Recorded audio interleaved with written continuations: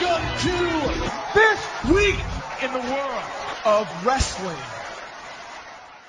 Welcome to TWitWoW, the best wrestling podcast made for wrestling fans, by wrestling fans, on the web today. I'm John, that's my cohort in commentary, Ashton, and this is our Friday, or Thursday, SmackDown review. Look at that right out of the gate. But, guys, here's the thing. Me and Ashton were talking, and we've decided that for this review, we're going to do exactly what we did on Monday night. So, Ashton, just explain to everybody how that's all going to work. All right, guys. So here's the thing. This was a live episode of SmackDown, which makes it special, but it's still, at the end of the day, it was still SmackDown. I mean, they didn't do any major storylines. They didn't really have any major character or storyline progression. We didn't get any major angles coming out of this. It was literally just setting stuff up to happen on Raw next week. And because of that, I don't think that this show necessarily deserves a full-on, the full-on TWitWoW experience, as one might say. So we're going to cut out the sort of the gimmick segments. We're not going to have, Heat of the Night, no low shot, high spot, Raw requests, anything like that. So we're just going to do, just going to review SmackDown. And then next week on Raw, we will not have a SmackDown recap.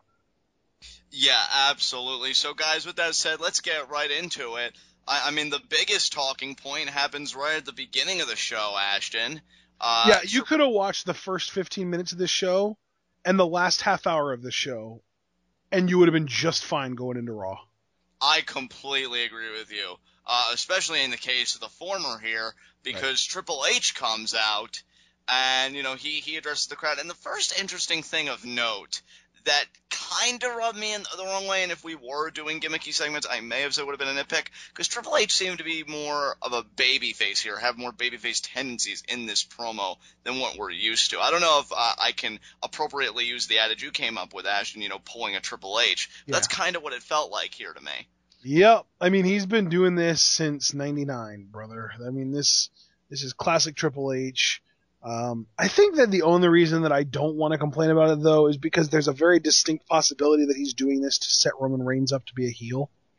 And see, I agree that there were so many interesting dynamics at play here, but before we really expound upon all that, let's just very quickly touch on what he said. He did kind of, hype the crowd up. He said, they said that we couldn't have a live Raw, on Monday because of the weather, so we, worked around it, and they said, we couldn't do a SmackDown here in Connecticut, but we are here. I loved it because somebody in the chat was like, Triple H burying the National Weather Service.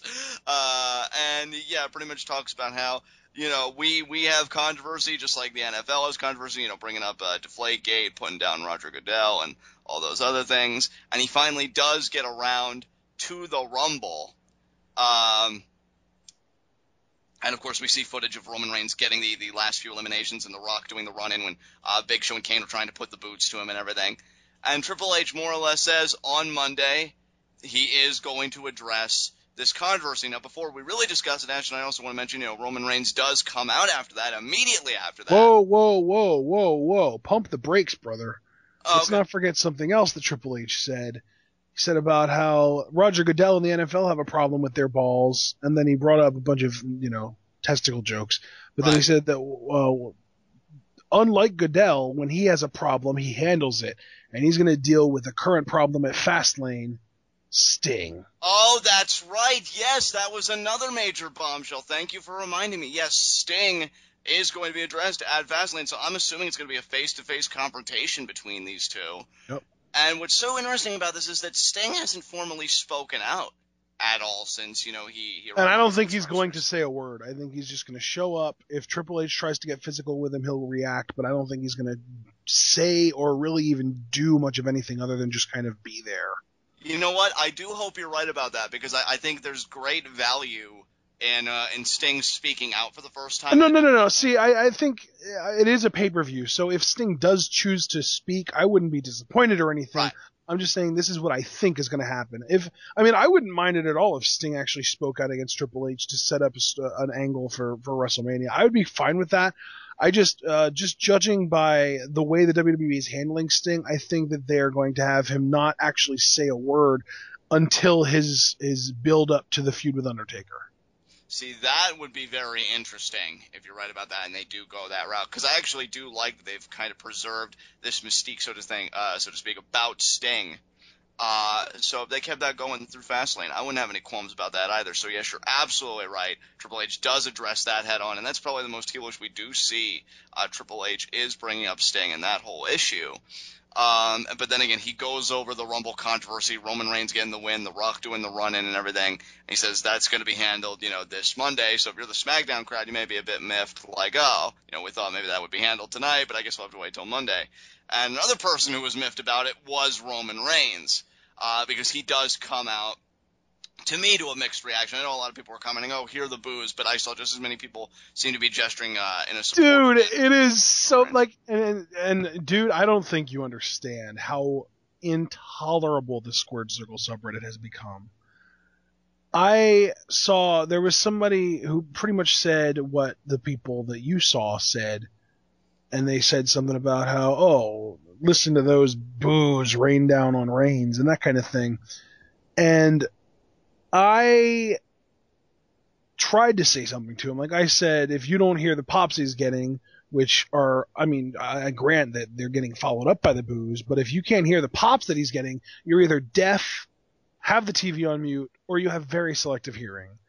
And the reply, the most upvoted reply to that was something about how, oh, you know who never gets booed? Ambrose, Ziggler, and Bryan. Those guys should be in Reigns' spot.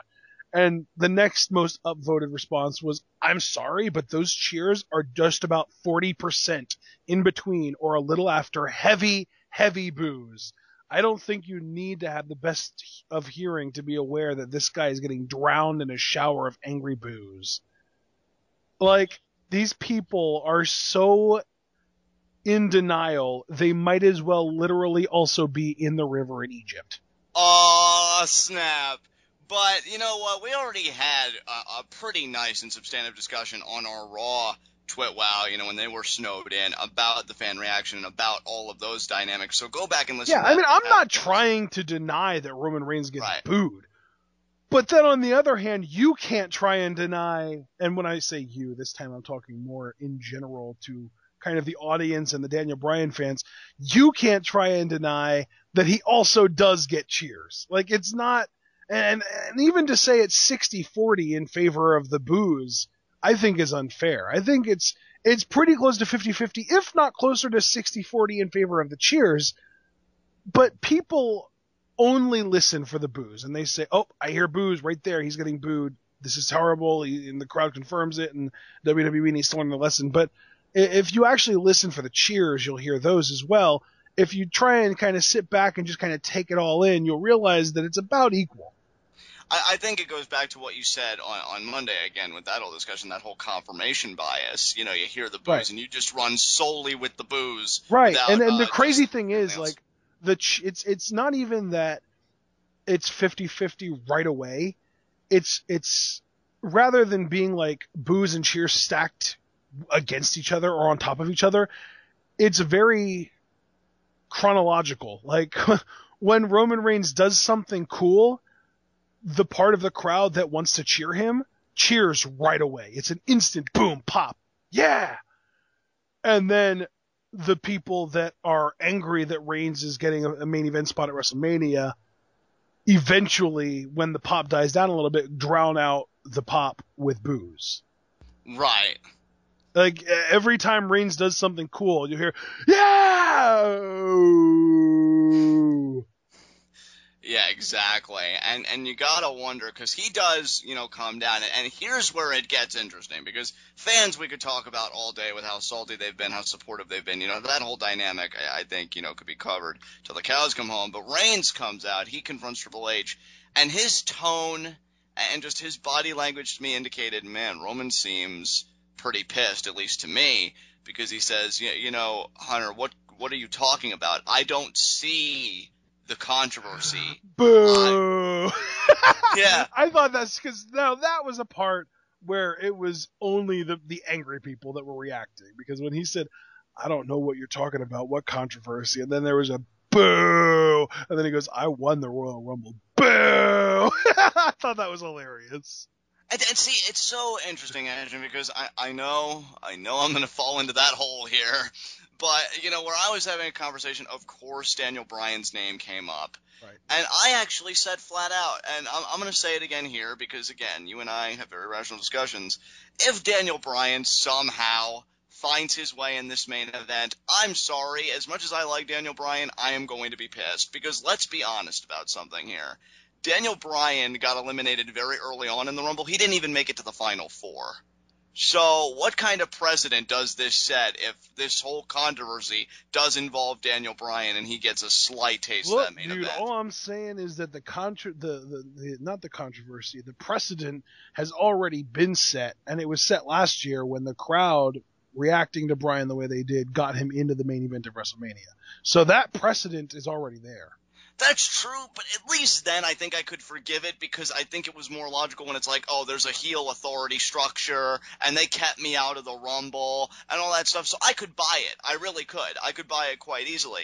Here, I think the logistics become far more complicated. In fact, I said in my conversation, I didn't even mean this in a trolling way. I'm just being honest. But if we are being honest, I think Curtis Axel has more of a legitimate gripe than Daniel Bryan fans. He was never formally eliminated.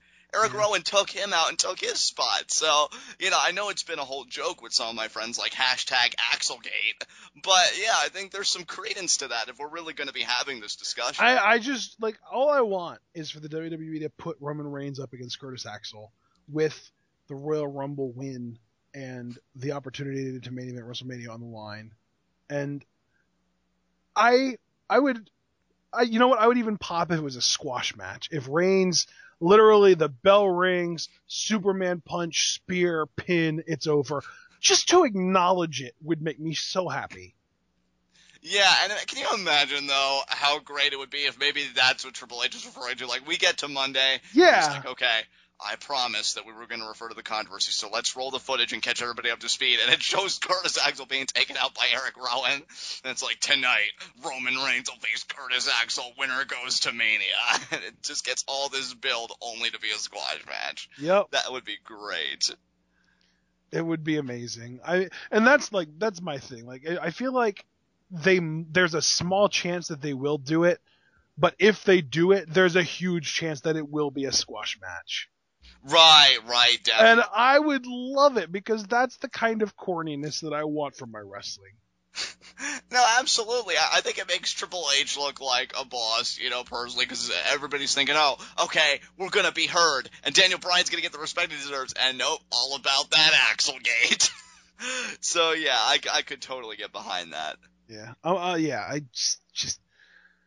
Oh man, this whole Rumble thing has created such a hilarious divide between wrestling fans, and it's not even a two-way divide where you have one group on one side and one group on the other. It's like there are sort of three groups here. There are the Daniel Bryan lovers who want nothing more than for Roman Reigns to magically sprout another hernia and be out for another 4 months, right, so that Daniel Bryan can get inserted in his spot.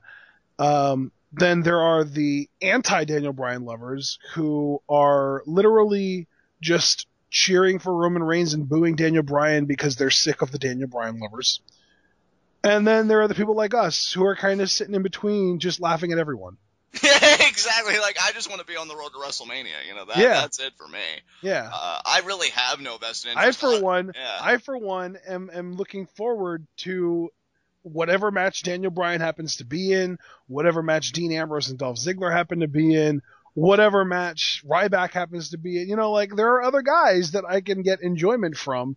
And even Daniel Bryan, I can enjoy his WrestleMania match without it necessarily needing to be the last match of the show. Exactly. I mean, it's funny because, I brought this up. There's a very strong chance that we'll be getting Daniel Bryan versus Sheamus again this year. And I'm okay with that because that's the kind of match. I was super looking forward to that match when it was set to be for the U.S. title. I was super looking forward to that match when it was set to be for the world title. And I got boned both times. And so did the performers. So if we're going to actually get a 15 to 20 minute match between these guys, first of all, I'm psyched that we're going to get heel Sheamus back because he did his best work as a heel. And even when he was a babyface, he might as well should have been a heel. And Daniel Bryan getting a good spot at WrestleMania is always good for him. And I don't care what people say. Here's the hilarious thing. I feel like the same people that are talking about how, they just want Daniel Bryan to be the main event of WrestleMania are such hardcore sort of, I hate to use this term, but indie darling fans, that they've almost been brainwashed by CM Punk to believe that there is nothing more valuable in the world of wrestling than the WrestleMania main event. Like, this is a spot that The Miz has been in. It's not that big of a deal. Right. I just want Daniel Bryan to have a great performance, period. And, obviously I want him to be in a story that makes sense and that I can get behind. I don't know what this whole Rumble controversy is. Again, I think it would be a great mechanism if it was just one big troll out. But, we'll have to wait and see. If it does involve Bryan, well, I mean, my interest is piqued. But, I mean, at the same time, I am going to kind of groan a little bit because I'm going to be like, come on, guys. Again, when you look at the Rumble performance, it doesn't even really seem to make sense. So I guess here's my thing, though. Here's my thing. What sense does it make for it to be about only Bryan? To me, if you're going to call it a controversy, it shouldn't be about Bryan. It should be about Reigns. It should be about the guy winning and getting booed. It shouldn't be about the one guy that happens to get cheered for most, because there's an entire array of guys who also get cheered for who would then have a little bit of a gripe. Like, I mean, if Daniel Bryan, because of the crowd being loud for him, gets an opportunity to main event WrestleMania this year again, what kind of thing what does that say about Dean Ambrose and Dolph Ziggler, who get almost as big of a reaction as Daniel Bryan, and even more so depending on the situation? Right. I don't know what that says. Because I mean, it is concerning. Yeah, because I mean, like, Ambrose and Ziggler lasted probably just as long as Bryan, if not longer, in the Rumble. Neither one of them won. I don't understand. Like, how can you say Daniel Bryan is special compared to either one of those guys or even anybody else, really, who was in the Royal Rumble who didn't win, aside from the fact that he gets cheered a lot? And if you just want to say he gets cheered a lot, then how do you say that he's special compared to a Dolph Ziggler or a Dean Ambrose or, in some cases, a Ryback? There are a lot of other guys who didn't win the Rumble, who were in the Rumble, who get cheered a lot. So what exactly merit are we giving this Daniel Bryan opportunity to, if that's what it's about? To me, it needs to be less about anybody else, including Daniel Bryan, and more just about Roman Reigns.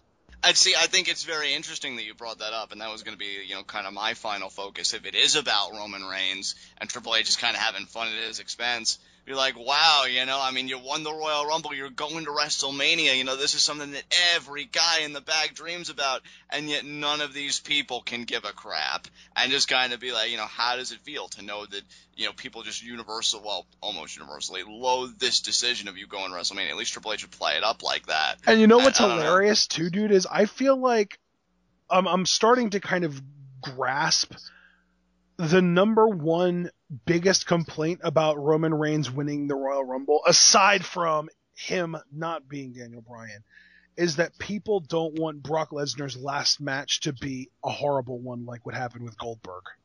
Yeah. And see, that I will concede, I can see the legitimacy of that gripe, because Brock Lesnar has been on another level lately. Right. And I just want to see him continue to tear it up, and there are so many more matches I want to see from him. However, I am not going to turn on Roman Reigns and be like, oh, this is all your fault, and you're going to have a crappy match with Lesnar, because I think that's entirely unfair.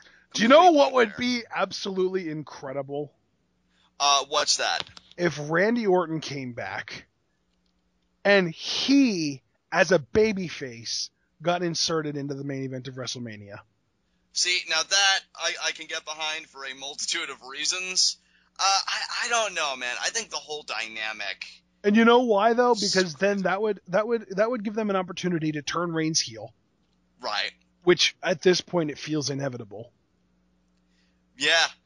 I mean, I'm telling you, man, not even focusing so much on crowd reaction, just the way he looked at Triple H and his tone. I'm like, I don't know, man. Reigns seems a little pissed. So Raw, I will say this, for as much as I'm like, no, I'm not going to get swept up in it, I mean, Raw has definitely got my interest peaked by Triple H just confronting this so directly. Right. And being like, yeah, we're gonna settle this. So we'll have to wait and see what happens, man. Yeah, that's what I'm saying though. Like, you turn Reigns heel, and then you have Reigns and Lesnar as the heels. And you know what? Reigns doesn't even have to be like full on heel. He could just, and see, that's my thing, is that Lesnar could be kind of the in between, because Lesnar does not care who he beats up. So Reigns could go full on heel, and then you have Orton as the babyface. Orton wins the title. Rollins cashes in. That sets up for Orton Rollins in the future. Everything is perfect. Yeah, everything really does kind of work itself. And see, that name right there, Seth Rollins, that's who my mind's kind of on, because he has the money in the bank. So to me, after tonight, I kind of had the feeling that he's going to be going against Dolph Ziggler at Mania. Oh man, oh god. So, you know what? I think let's just move on, because really, again, there are so many dimensions to this. I could spend all day with you. Yeah, I'm working out the WrestleMania card in my head, and I've been saying, no, we're going to get Rollins Orton, but if Orton gets inserted into that main event, I think we get Rollins Ziggler, and then Bryan Sheamus is still going to be a good match, and everything else that we already know about. So, and freaking Cena versus Rusev, wherever that came from. So I think that would be sort of an ideal situation at this point. And excuse me, people, cheer for Daniel Bryan if you want. I will not criticize you for cheering for Daniel Bryan, but I personally would far prefer Randy Orton being inserted into this match and making it a triple threat than Daniel Bryan. Everything he just said, I echo right there. So that's really all I have to say about that. You want to move on to the next segment? What was the next? Oh, Big Show versus Reigns? Not really. Oh, yeah, because Triple H is right. He said to Reigns, you're right. You did win that match. Let's see if you can win this one. And that's how we transitioned. Yeah, not really much to say. At one point in this match, Jerry Lawler said, this match feels like punishment, doesn't it? Referring to Roman Reigns. And all I was thinking was, yeah, it does, Jerry. Thanks. Yeah. Not really much to say here. Big Show was an idiot, and he tried going to the top rope. I don't know why. He got hit with 2 Superman punches for his troubles, got thrown off the top rope, and speared, and Reigns got the win. Yeah, and the crowd popped, and then, of course, the angry people drowned it out with booze.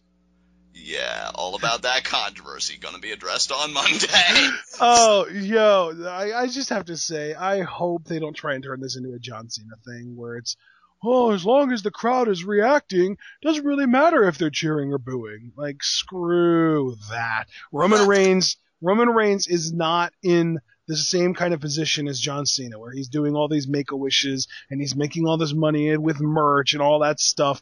First of all, Roman Reigns' merch blows. And second of all, he's not at that point yet. You can turn him heel and get away with it. And I've been saying since 2013 that Roman Reigns needs to be the one out of the Shield to turn heel. So, frickin' A, get it out of the way, turn him heel, let him get a heel run for a year, and then at WrestleMania 33, he can win the title and become the face of the WWE like everyone knows he's going to be eventually. It's getting tired, people. All this omniscience up in here. So we'll see what happens.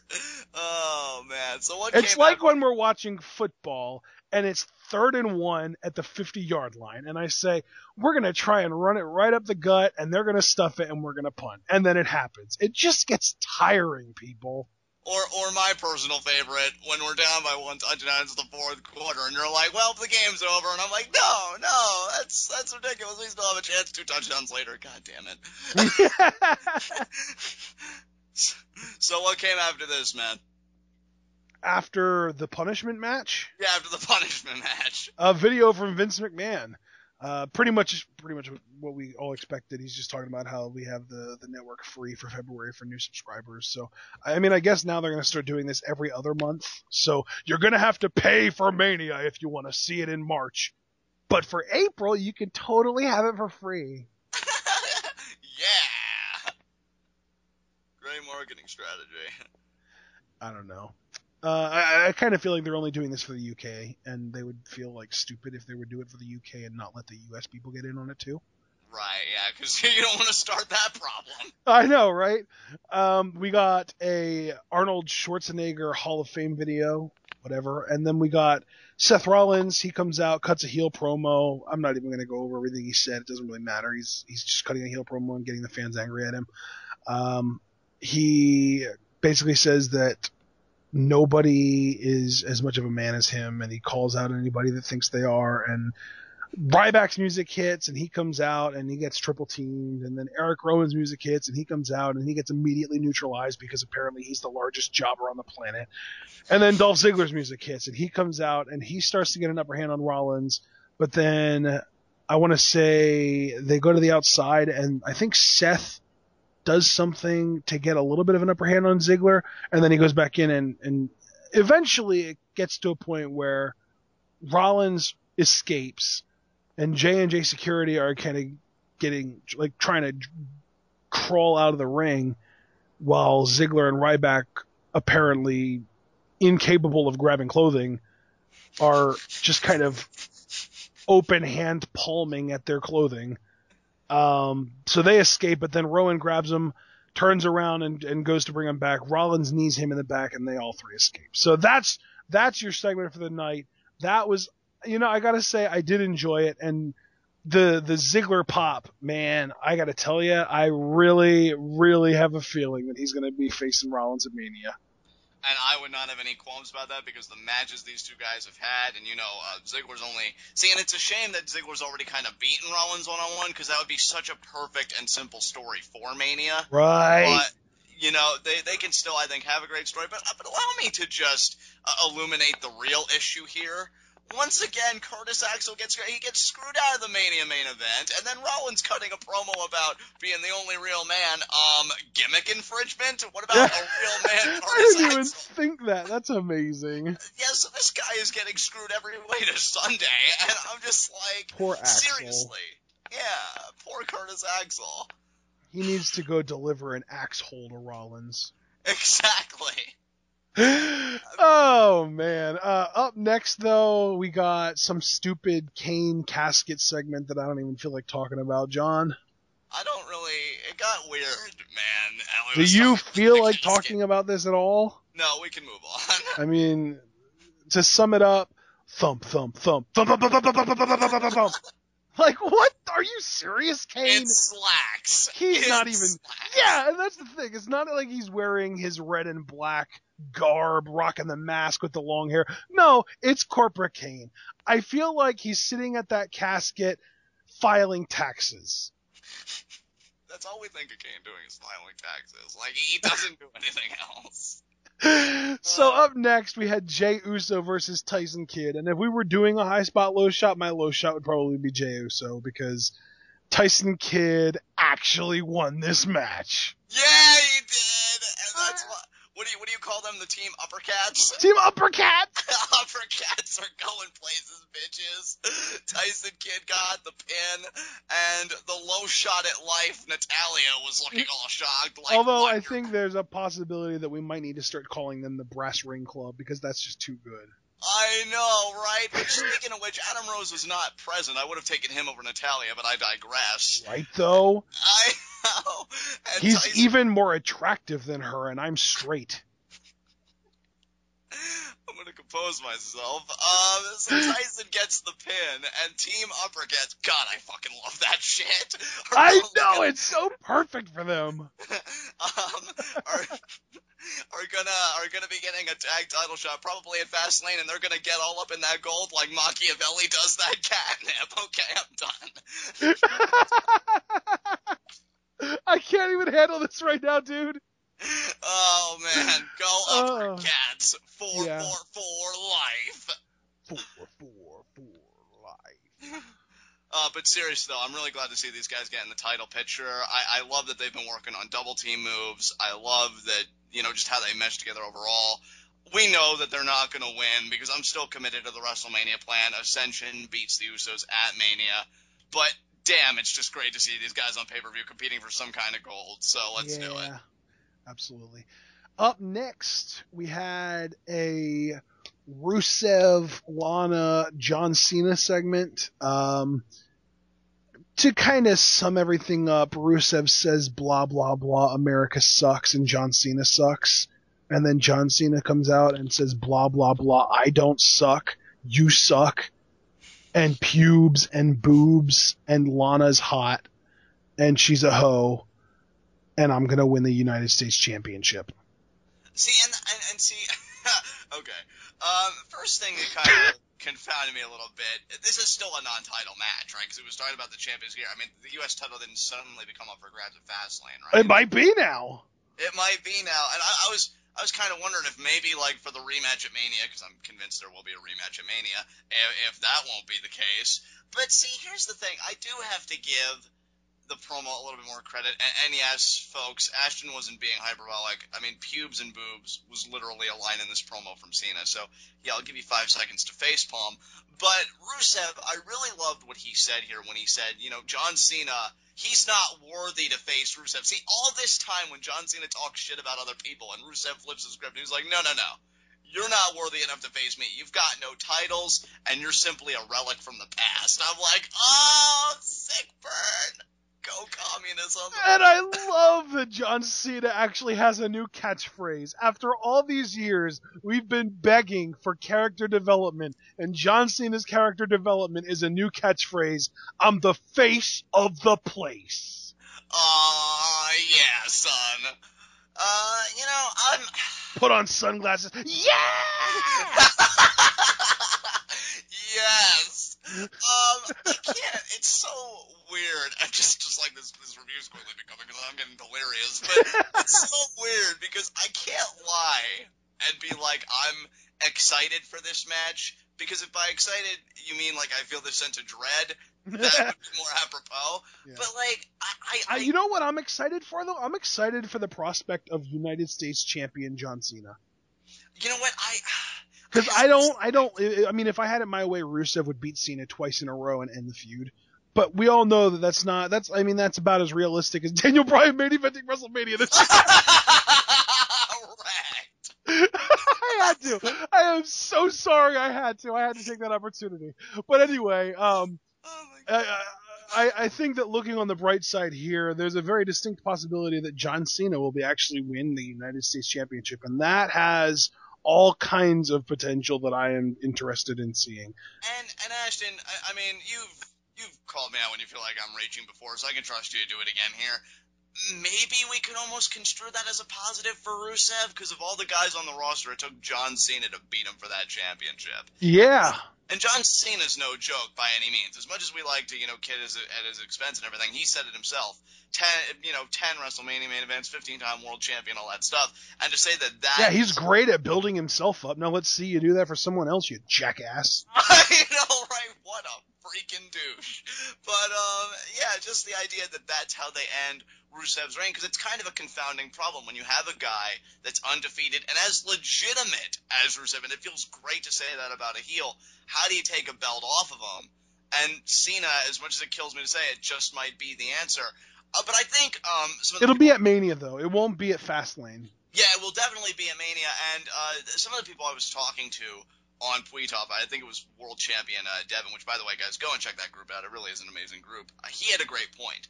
He doesn't really care, I think, what happens between the feud between Cena and Rusev. What he cares about is the aftermath. If Rusev goes on to do something significant after feuding with Cena, he feels like Rusev will be okay. And I'm inclined. Yeah, because Cena really is like the final boss for any heel coming up the ranks in WWE. Right. Like once you get to Cena, it's the Cena ceiling is what it really is. Because once you get to him, you can either... It doesn't really matter if you win or lose, because no matter what, there's nothing bigger for you to do after you're done with him. Right, absolutely. So, the question is, what do they do with Rusev after that? Do they at least get him in like a contendership style thing? Not necessarily being the contender, but just in that kind of format for the world title. Right. Does he feud with Bryan maybe? Because I know that feud was kind of apparently teased a tribute to the troops this past. I like that. I could totally buy that. To me, Bryan beating Rusev is way more believable than Bryan beating Brock. And I would agree with that. Absolutely. I just think I'm inclined to agree with Devin there that I think really what matters now is the aftermath. We have to be looking ahead beyond this feud with Cena because we already have our presumptions about how this could go, and they could very well be incorrect. But I think whatever Rusev does in the aftermath is really going to be indicative of where he's going to be overall in the grand scheme of things on the roster. Because I still think he's such a talented big man. He's such an amazing heel. I was able to use the word legitimate for him and do it with a straight face because it's 100% truth. It's been so long since I've had a heel like that. So I'll be very interested where Rusev goes after the fact. Right. All right, then. Up next, we have an announcement, actually. Paige versus Nikki Bella for the Divas Championship is announced for Fastlane. That's pretty cool. Hopefully Paige wins it back. But then we have Renee Young backstage with Paige to react to the match being made. And the Bella Twins show up, and they start picking on Paige for having pale skin and talking about how she hates the sun and all this stuff. And she attacks Brie and then turns around to an elbow from Nikki, and then Brie grabs her from behind, and Nikki clocks her with a right hook. And apparently, I can't believe I'm saying this, Nikki Bella's new finisher is a right hook. Yeah, here's the thing. I'm excited about the title match for Fastlane. I've already got some thoughts on that, but I think I'm going to hold off on them for the time being. This whole segment, though, with the interview and everything, just felt kind of awkward to me because, first of all, here's the thing. The Bellas, I don't even think what they were saying was really all that insulting. I felt like they've had much better material in the past. I mean, again, they got my blood to a boil when they were, ragging on Karma the way they were, and it's still sad that we're never going to get that comeuppance now. But, here I'm just like, okay, what are we, in grade school? And Paige kind of had the same reaction because she was just laughing along, whatever. And then it quickly becomes physical, and the physical's awkward because, again, like you said, she hits Brie, but then Nikki scores that elbow, and then the right hand, and I'm just like, I don't know, is she getting chummier with the Big Show now? Is he like... Yeah, I guess that her new finisher is the WSD, the Weapon of Some Destruction. Yeah, pretty much. Because there's nothing mass about that right hook, seriously. No, there isn't. As a setup to the Rack Attack, I was okay with, and I let it slide. And the Rack Attack even had a more appropriate name, giving the user. You just had to go in there. We were this close. We were this close to leaving without problem. Oh, man. But as a move on its own, I can't, man. And it really is. This isn't like John trying to rag on the Bellas. It really isn't. It just looks absurd to me. See, that's the thing. Like, the crazy thing is, I think that we're in agreement now. Nikki Bella is actually the better of the two. Yeah. I mean, in the ring, on the mic, acting, everything. The only thing that she doesn't have better is the boyfriend. What is with you tonight, these singers, man? Well, are you trying to tell me that you think Daniel Bryan's not as good as John Cena? Well, I don't ever remember him telling Brie the paperwork needs to be signed. Yeah, exactly.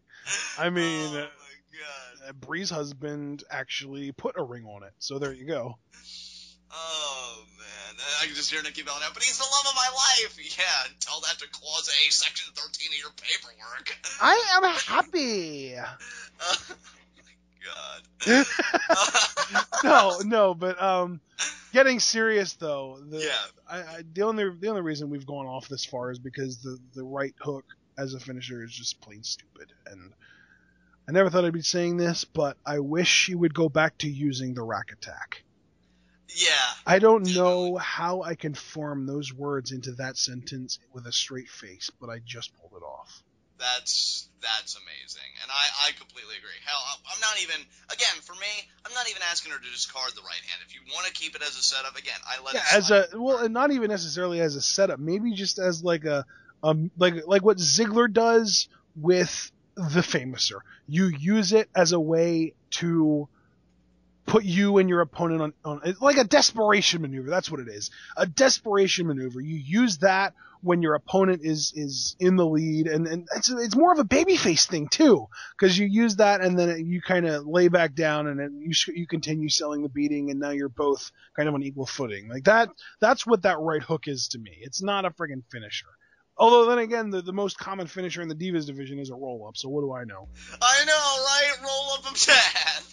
Fear it. It's like a couple of weeks ago when Brock Lesnar they had the contract signing, and Brock Lesnar called Seth Rollins Mr. Curb Stomp. It's like you just imagine him walking in the back, referring to people's as Mr. and then insert their finisher here, like Mr. Attitude Adjustment, Mr. Curb Stomp, Mr. RKO, Miss Roll Up, Miss Roll Up, Miss Roll Up, Miss Roll Up.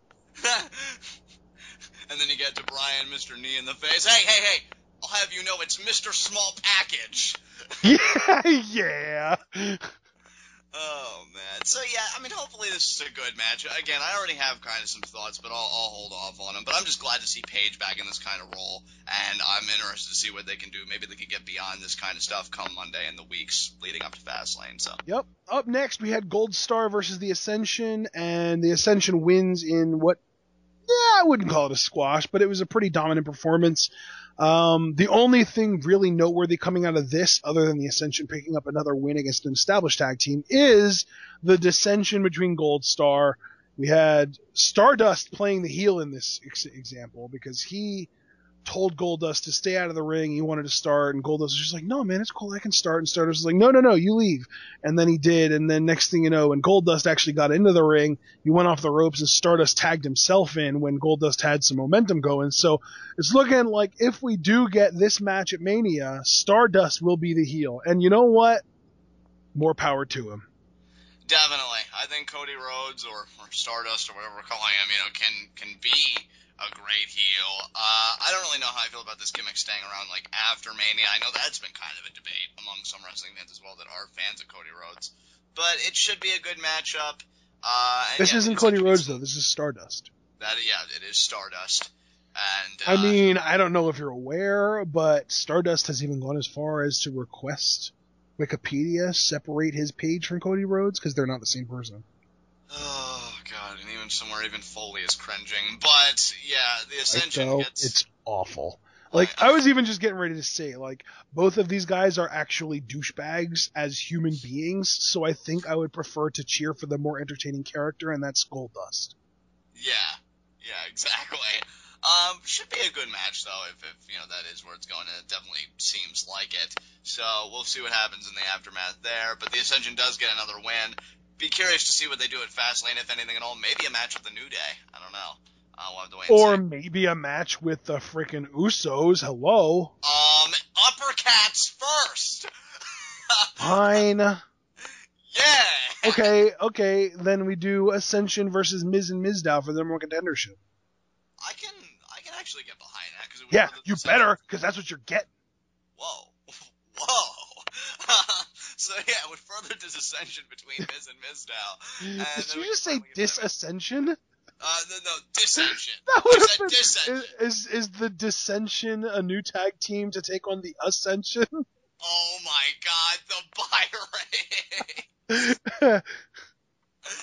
Oh man, speaking of which, I don't know if you did that intentionally. Did we get Miz and Mizdow segment next after this?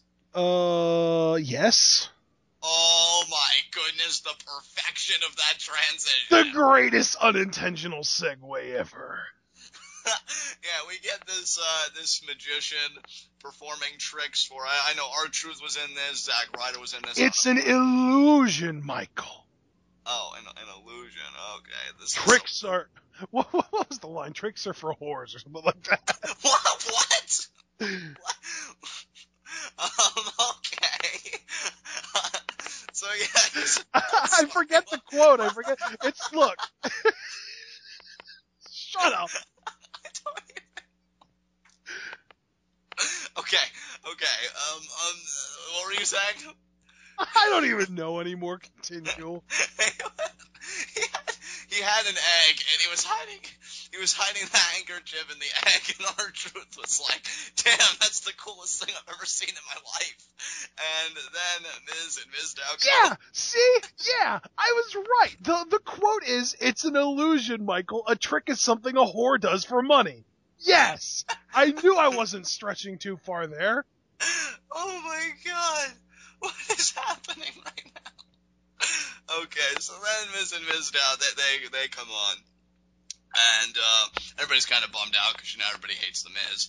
And the magician, I don't think we got what his name was, says, "Oh man, I'm so excited to meet you." All we know is that he was from Wizard Wars. Yeah, from Wizard Wars, and I will admit he seemed to exude more personality than some of the people sharing this segment. I'm looking at you, Zack Reiner. There was. You're so right. There was a definite charisma there, though. Definitely, and Miz was acting all flattered, like, oh, well, thank you. And then the magician was like, actually, I wasn't talking about you, I was talking about Miz now, which Plain R-Truth just let out his version of a troll laugh, which was hilarious. This segment was actually really funny, especially at the end. Yeah, because he's trying to walk Miz through the trick, and Miz is like, I know how to do it. I've been at the Magic Palace in Hollywood multiple times, and the magician's like, oh, I've never seen you there. And it's just like they had this great rapport with each other, this great back and forth. And Miz does his trick, and then the magician, also does it, and he kind of shows everybody, like, the egg has an opening, stuff in the handkerchief, and then Miz is like, oh, what are you doing? And then he's like, looking at Miz, like, I'm so much better than this guy. This guy's ridiculous. And then he peels it off, so it turns out that it was a sticker, and then it was an actual egg, and, like, nobody can believe it. They're like, wow, great job. And Miz is like, that's not a real egg. Prove to me that that's a real egg. And then he just kind of splats it on Miz's head, at which point, again, Truth is just kind of laughing at him, because he's like, dude, I'm a jobber, and even I didn't get it that bad. And they just kind of, Dude, R-Truth had the most amazing line after this. I wish I could remember what he said. You know what? The yoke's on you! That's what it was! Dude, I've never laughed harder at a worse joke on television. R-Truth, man, it's scary. I hope that this isn't a sign of delirium on my part, because he's become so much funnier lately. Yeah, Coming for you, Cupcake! Yeah, that was great. And then, whoop, there it is at Rumble. And now the yoke's on you. Like, what? It's like Face Truth and Heel R-Truth with his mannerisms are finally having a merger and forming some kind of synthesis that I can get behind. We need to take Bad Joke Cesaro and just transport that entire gimmick, since it's not being used by Cesaro, into R-Truth. Definitely. Bad Joke Truth. It works so well. Yeah, I mean, in all seriousness, to kind of bring it down, both for the sake of my lungs and the segment, it did kind of further the tension between Miz and Mizdow, because Miz again felt slightly like, he is not an A-lister, he is a stunt double. Yeah, we get it. And the great part about this was that when the Miz had the egg all over his face, Mizdow was losing it. He was laughing so hard. It was like, I think he might have laughed just as hard as I did at the R-Truth yoke's on you joke, because he could not, I couldn't tell if he was laughing because he was supposed to be laughing, it was in the script, or if he was straight up corpsing. Yeah, dude. Either way, it was great. So this is actually one of the more fun backstage segments of the night. And, I enjoyed it. One of the best comedy segments in WWE in a long time. Definitely. For comedy that's so often just seems to kind of grown, this was good stuff. Yeah. Up next, we had a backstage promo. Bray Wyatt. John, you're the Wyatt guy, so I'm going to let you take this. He pretty much talks about, what do you enjoy? What makes you happy? What makes you smile? Yeah, what makes you smile was what he said. And he goes along all that. And he says, well, you know what makes me smile? All the things that your parents taught you to be afraid of. And, it kind of goes on that. And then, of course, he concludes with, run! And so Bray, I think, is starting to climb back up there as this monster. I'm telling you, if Taker is waiting in the wings, man, I don't know. And so many people are talking about that, like, oh, if it's Taker, Bray needs to win. But then you have to think about the controversy. I mean, WrestleMania 32 is in Houston next year, and everybody's thinking, Taker Sting. So Bray is in a very interesting place right now. We'll have to see what happens. Yeah. Oh, man. All right, and to close the show, we had our main event segment. It was a half of a freaking hour, this casket match with just all the false finishes you could possibly cram into a casket match ever. I mean, what really is there to say? It was all back and forth, but there weren't any really super memorable spots. It all kind of just came down to the end. Bryan hit the knee plus on Kane and put him in the casket and closed it, and that's it. And then he yesed the night away on top of the casket. See, and that's my thing. I think these guys put in a good amount of effort in this match. I did enjoy the false finishes, but here's the thing. Everybody and their mother, I think, knew that Daniel Bryan was going to win this match. Like, right. I at no point thought, oh, man, Kane is going to... Admittedly, for a second, I thought, how hilarious would it be if Kane won this match just to continue the pissing off of the IWC? I know, right? But that did not happen. Bryan does get the win. He yeses on top of the casket, to Ashton's point. Yes, in the night away. We head to Monday Night Raw, where Triple H has apparently got this big announcement that even he said is going to shake the foundation of the WWE. And man, I'm excited, man. It just seemed like this SmackDown, even though Raw got canceled, was just laying the groundwork for the next Raw. Like, yeah, Mother Nature won't stop this one, guys. We promise, and you want to tune in there. So we'll have to see what happens. But Bryan does finally, hopefully, put Kane behind him, because good Lord, I cannot do another Kane-Daniel Bryan matchup. Yeah. Ugh. I mean, whatever is next for Daniel Bryan, if it's WrestleMania main event, if it's Sheamus, if it's Andre the Giant Memorial Battle Royal, which apparently that's an insult now just because Cesaro got buried after winning it. Regardless of what it is, it's going to be better than the Kane feud. Yes, that I completely agree on. So we'll just have to wait till we get there. Ashton, do you have any other remarks you want to make before I close this out? I just want to say that this SmackDown was oddly more entertaining in hindsight than it might have been while we were watching it live. I agree. I don't remember the last time I've laughed that hard on a TWitWoW. So with that said, guys, this has been SmackDown. This has been TWitWoW, the best wrestling podcast made for wrestling fans, by wrestling fans, on the web today. I'm John. That's my cohort and commentary, Ashton. Guys, comment and subscribe on YouTube. What did you think of SmackDown? The biggest question, what do you think Triple H's announcement is going to be? What do you think it's going to touch upon? Be sure to take the conversation over to Tweetoff. Again, an amazing pro wrestling group. Love the guys there. And we will see you again for our Monday Night Raw review where, heck, you already know the main highlight. Triple H is going to address the Rumble controversy. The road to WrestleMania becomes ever clearer. All right, guys, until then, tune in and peace out.